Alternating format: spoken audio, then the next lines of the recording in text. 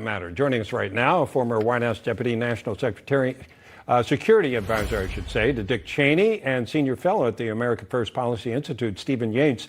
Stephen, what are your thoughts as far as what you saw the president say right there, and overall his meeting with Xi?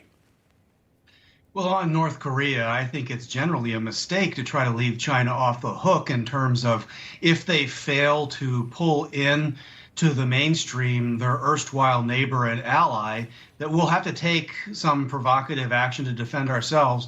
But don't worry, China, it'll be aimed at North Korea, not you. I mean, if you really want pressure to try to get results, you can't get that by leaving China out of the pressure. So I think that's been a long-standing shortcoming of American policy from the 1990s going forward, with a few interruptions in that process, just played again today.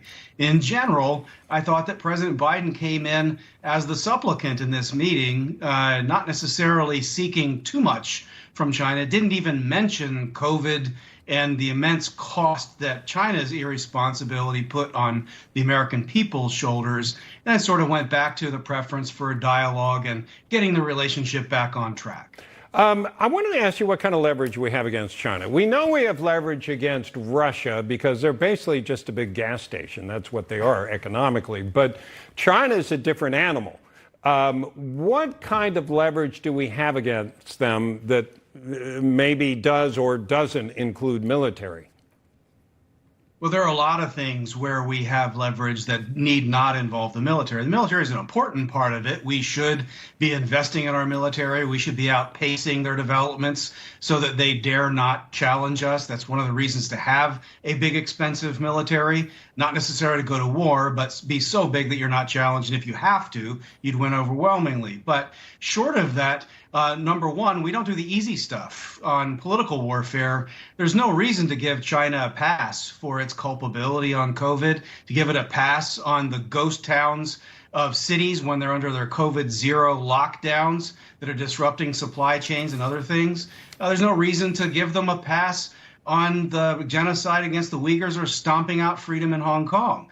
So there's political areas where we could be more clear and direct and make them squirm on these things. And then on economics, they need us at least as much or more than we need them. We have options, painful as they may be, to safe shore our supply chains. They don't have options that are very good to get away from the American consumer market, which is the largest in human history.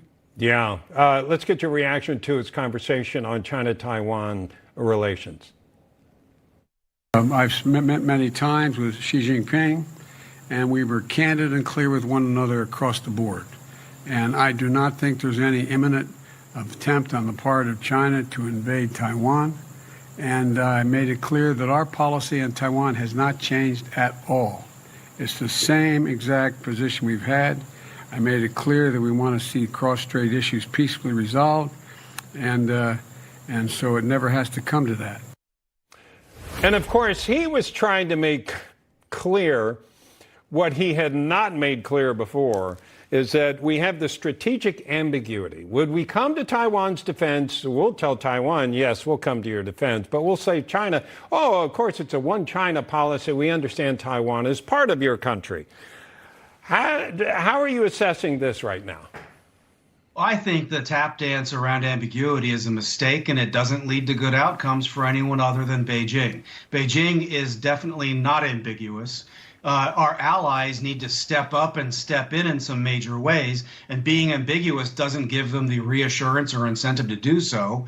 And so I think that we should be more clear. In fact, I don't think it was too great for the president to just say, well, I don't think there's going to be an invasion of Taiwan in the near term. That's fine and dandy if it ends up being true. It's much more meaningful to make it clear that it's Beijing that is this destabilizing force, and there would be grave consequences to them if they crossed that red line, not of ours, but of the free world. I mean, after all, the free world depends on Taiwan for its semiconductors. 23 million people living in a democracy is not nothing. Japan has equities in Taiwan, just like the United States does. Mm-hmm. It's a mistake to see this as just the U.S. and China alone, and the onus should be on Beijing, and I think President Biden missed that shot. Okay, Stephen Yates, thank you so much for your insight. My pleasure. Thank you. All right.